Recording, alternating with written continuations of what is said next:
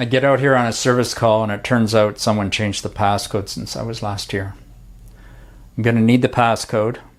How else am I going to do cold start, enable disable install mode, ground fault latching, pseudo point enable disable bypasses.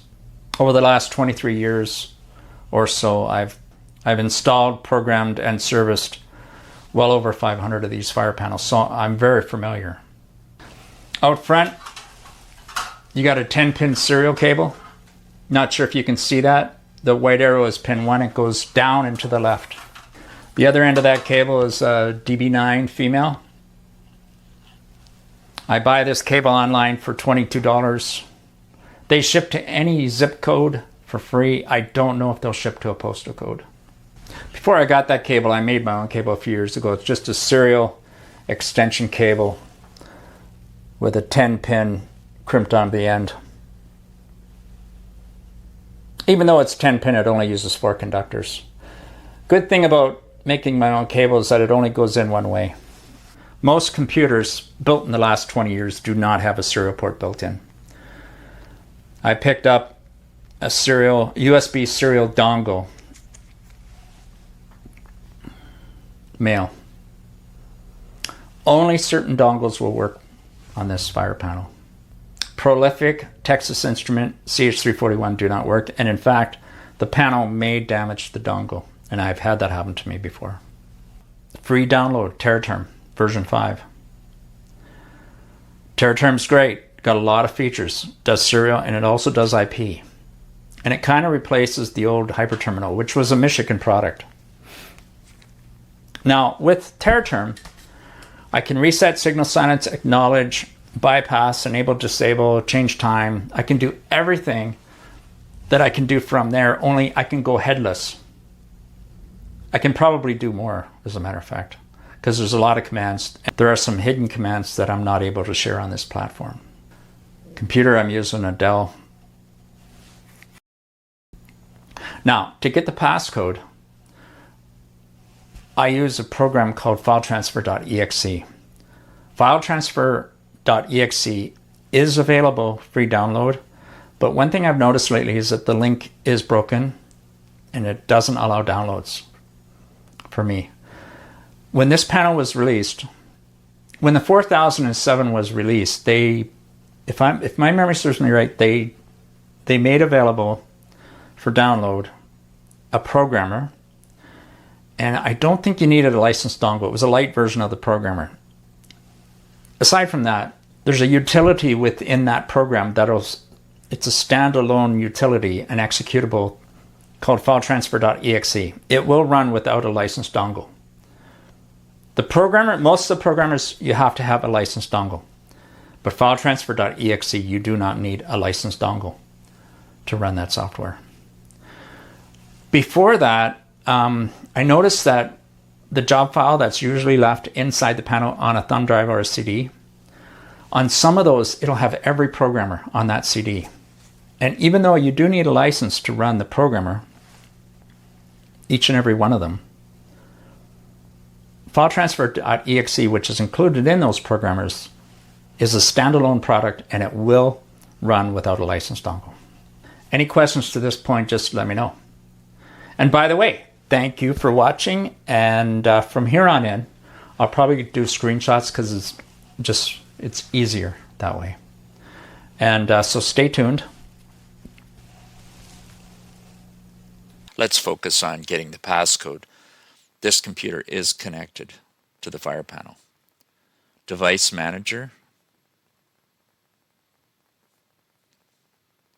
COM ports. COM4 is the subject USB serial dongle. When we double click this, it gives us very valuable information that we really only need the first time.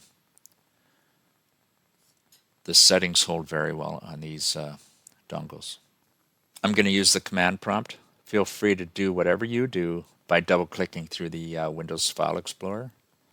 We have to be in the program files,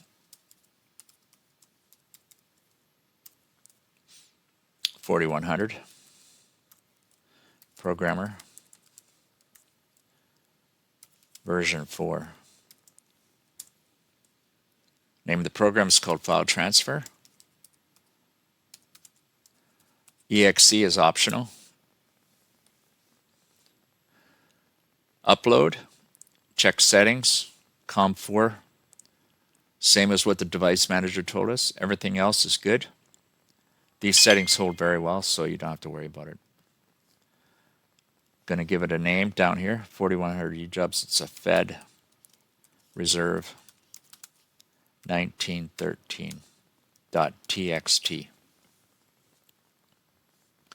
Press upload, press start. This part's going to take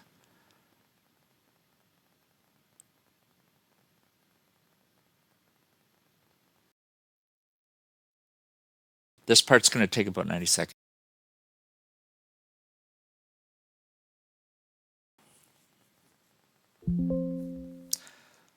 Press OK.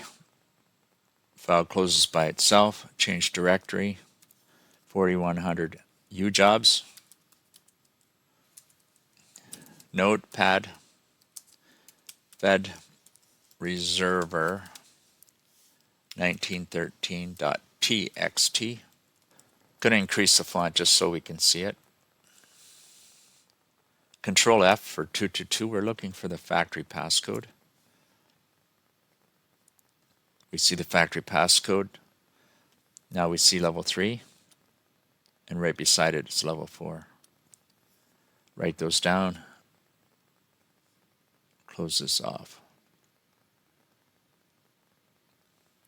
I'm going over to tear term.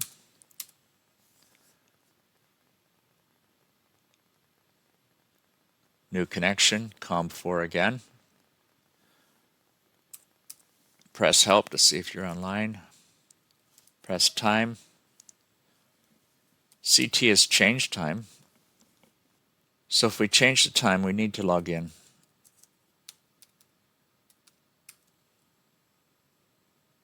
Change time. It's 18:03, 30 seconds. This is the second day of the week, 12th day of the month, first month of the year, 26th day of the year. Okay, I don't know if you saw that, but it took it and it cleared that trouble. We had a time trouble. All right. So we can do things like bypass.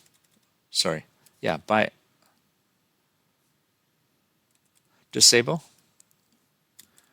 Let's do help. Bypass SIG03. Disable SIG03. Press Control A to clear that. Or you can also disable SIG03 off. Now it's clear. We can do Control D. That gives us a reset.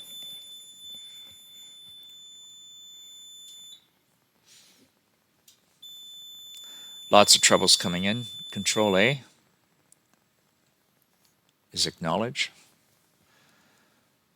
Now if we go into restart, insufficient access level, we have to go service mode. So let's go log 4000044.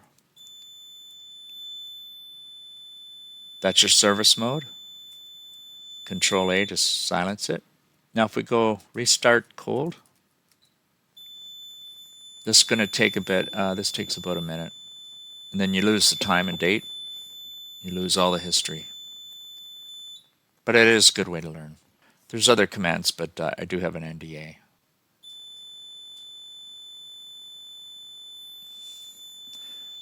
Now if I want to clear all those,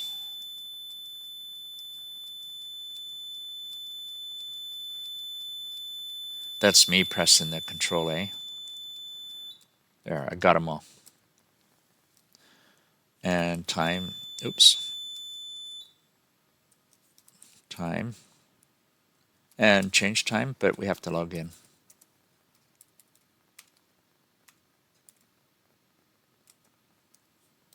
So I've changed time. It's 18:06, 30 seconds in. second day of the week, 12th day of the month, first month of 26. There, we just cleared it again, the time and date trouble. There's a few other commands. This one here, which I can't really show you, but that is a command. I didn't do the full command, but and there's a few others I'm not allowed to share. Hope you enjoyed the video and come back soon. If you have any questions, just let me know.